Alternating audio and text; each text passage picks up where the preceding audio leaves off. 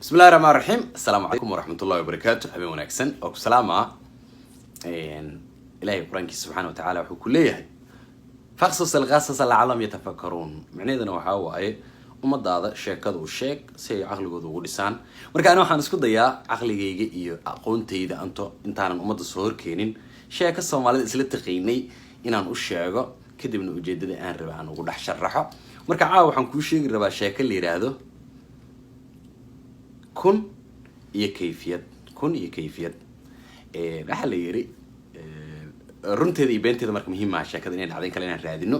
laakiin xigmadda rabaa inaan casharka iyo ujeedada aan rabaa inaan kala hadlo aan kugu dhax tuso waxa la yiri islaan cuni jirta waxaan buuriga ama tubaakada lahjada ku hadashaba waxaan tubaakada afka la geliyo islaan cuni jirtay oo waxa dhaqan u ahaa leeyahay markay baashir taqsiinta ay toosisato ay gashato ay dhihi jirtay way sacbi jirtay asxaaba marka u fikireen waxay dhageyso kunaan ku siinayna hadii marka tubaakada aad ka shato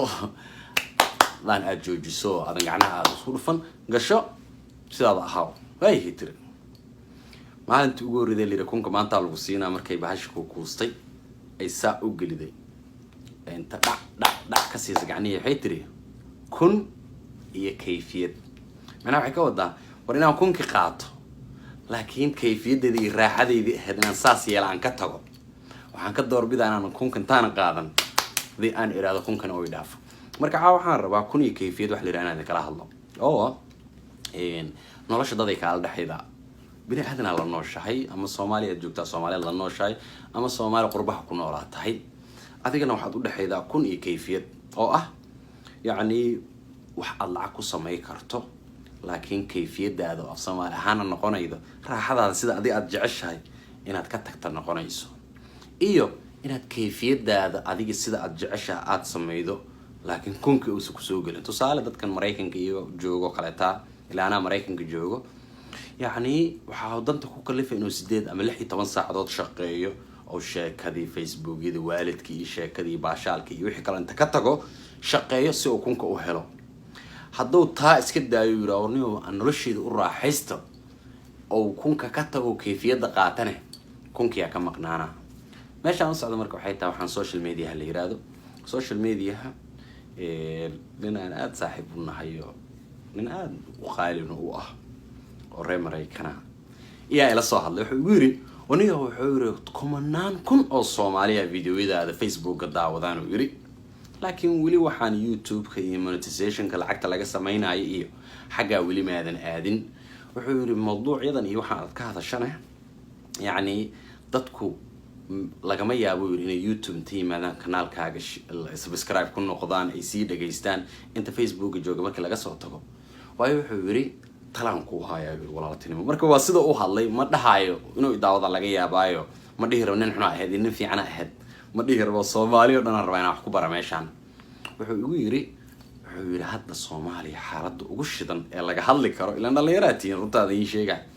wuxuu yiri waa doorashada wuxuu yiri mawduuca ugu horeeyo waxa ka hadashaa yiri mawduuca dhahaydo doorashada yaa diidan marka wuxuu yiri laba dhinac leh waa yiri ama dawladii ama inta kale marka wuxuu yiri hal mid dhinaceeda fikirkeeda istaago yiri oo tusaale hadii aad dhanka dawladda ahaan aad u hadasho waxa tiraahu yiri madaxweynaha Soomaaliya ee hadda dalka madaxweynaha ka ah wuxuu waqti geliyay oo hanti geliyay oo dadaal geliyay sida uu awoodda dalka shacabka ugu soo celin lahaa oo dalka u gaarsiin lahaa in muwaadinka Soomaaliyeed uu codeeyo oo qof kasta Soomaaliya uu soo saaray cid hogaami karto dadaalkii uu wada laakiin waxa jilaafaynaya oo ka socodsiila yahay mucaaradkii iyo maamul goboleedyadii wuxuu yiri qolada dawladda iyo waxa aaminsan oo dhan warkaaga inta boonbooniyaan qoladii kalena kula dirraan ad malaayiin views ku heli kartaa taa waa mid wuxuu yiri dhinaca kale istaagtay tiraado yiri ninkan dawladda oo dhinaca mucaaradka aad u hadashay tiraado yiri dawladdan waa niman iska yara aan fahansaneen xaaladda ay Soomaaliya soo martay dagaalada iyo qabyaalada iyo wixii la soo maray aan fahansaneen ee qurbaha ka yimid ee wareersan ee rabaan inay dalkii dictatoriyad ku qabsadaan ay ku riyoonayaan maamulkii militariga dalka qabsaday sidoo dalka ku qabsaday dadkan bukana oo xoog ku dirqinayo marka madaxweynahan iyo dawladdiisa way wareersan yihiin mucaaradka iyo maamul goboleedyaduna waxay rabaan dalka inay badbaadiyaan haddaad tiraado xagga aadana wuxuu yiri viewgaaga iyo like-kaaga iyo commentigaaga cirkay galayaan meesha marka maxaa is duqeeyay dowlad iyo shacab iyo mucaarad ma ahan markaan social media joogno waxa is duqeynaa waxay tahay ma kun mise kayfiyad kunku waa run haddaa kunka rabto inaad kayfiyadaada ka tagtaa oo aad tiraahdo sharafta iyo diinta iyo ciqaabta ilaahay iyo sidoo ilaahay igu talagalay iyo waxaan iska iloobo kunka aan bursadeen ummadda aan wareeriyo waayo tusaale cajiib uu adeegsado wuxuu yiri dadkan facebookida qabyaalada iyo waxa uga sheekeeya shakhsiyan markaa qol gooni asla soo gashaan waa dad bini aadan oo aniga caqliyan iyo diiniin iyo yaqiiniin iga fiican laakiin markay arkeen ummadda inay waxa buunbuuninayso xagga kunka uu ka galay marka haddii aan kunki raadino niraa kunki aan raadino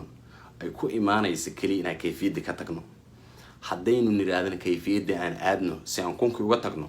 maxaa imaanaa marka bulshada inaysan hore u soco karayn waa run waqti u baahan tahay inta laga gaarayo kunki iyo kayfiyadda inaan hal meel isugu keenno oo annaga wax wanaaga ka sheekaysanayno haddii kun iyo lacag iyo dhaqaale aan iska rabnana aynu kala helno oo hadda tusaale hadda mashruuc aad cajiib oo hadda degmada Boondheera aan ku diyaariyo waxaa jiro ilaa iyo 10 ganacsi ee cusub inaan rabo 10 qof oo Muqdisho joogto gaari gacana aan soo gaday saxaaradan u dhisay inaan inta u saarno 10 qof haduu doono daadu rabaa hada gabar wiil nin naag daadu rabaa jiro oo Muqdisho joogo 10ka inaan gaariga u saarno qofkii camba gadi karo qofkii cabitaan gadi karo qofkii rooti gadi karo qofkii dhar gadi karo qofkii dacas gadi karo ilaa haddana waxaan si sax ah aan halka qof ugu horeeyay aan ogolaaday dadkii ka soo shaqeeyayna ay ii keeneen oo ogolaado waxay ahayd gabar la ii sheegay inay hooyo caruur haysata ay tahay oo nin ciidamadii Soomaaliya kamid ahaa oo dhala oo qabiyo la dilay oo dhintay oo agoonta ayday la daala dhacayso marka si shakhsiyan anigu aad ii dhibta taas oo gabadha anaaba codsaday inaan Soomaali la wadaagin gabadha qofka ugu horeeyay mashruucan ganacsiga iyadana qof caqli badan ahayd waxay tiraan aniga qudaartaan aqaan sida loo gado marka gaari gacanka ugu horeeyay iyadaasan qudaar u saari rabaa gurigeeda u hordhigi rabaa ku shaqaysanayso adeeg ugu horeeya aan u saaraa teamkaygan oo Muqdisho joogana inta u tagaan maalin kasto ay fiirinayaan sida ay shaqada u wadato maxaa ka dhiman waxaan u ballan qaaday haddii hal sano ay wado inaan dabakaayo uga dhigi doono dukaan qudaar oo weyn aan ugu bedeli doono 9 kala marka waxaan rabaa anoo og dad badan oo ilaa 40 gaarayo ila soo xiriireen haddana waxaan rabaa inay qabyaalad iyo xaw naga noqono war qof kasta ila maadaama ay xamar tahay qof kasta xamar joogo ee hawshaan rabo ee gaarigaas ama rooti ku gadi kara ama loos ku gadi kara ama dacas ku gadi karo inaan u saara wixii gaariga waa soo diyaariyay hadda guriga aabahay u dhex yaala oo wixii oo dhan diyaar waaye qofkii marka ma rabo يعني كونك ما كفكروا كيفية دي قف كان كفكروا يا ونيو كون كام مرة به كيفية ده هذا جارج عن محد كوجدي كرتا وأي عدم كونك كفكرون إلى هذا هو لين قد السجن أو يخان سيد الرودي ده لاجره وقصب قفكي أنا كنا مرة بين لا قصبه أو فيسبوك يوتيوب حنلسو استاجا سيد أنا جا أنا ربي يلاقون نادو إلهي إلى أوجا إن هم دلوا ده أجو مركا حاجة كونك مرة ما أدي كراية أديك مركا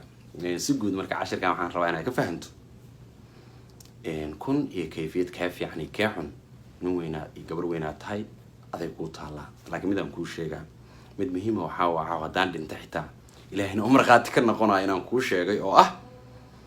أدونك أنت جونا وحنجعلنا هنتذا مجحة خرومركة جريها وحسن جعلنا لكن هبين كان دي منه وحدنا مرة عانى عملك وناك سنة أنت أنا ولد أتصميدي يا خراعي سادرت المركو حنجذو يحكي لماهن ورهانتي يقولي مجا وحاجة جعلانه عمل كوناكسن جعله إلى نسجع سنة راعة هبين وناكسن وبسلامة هبين كايدين وحناضو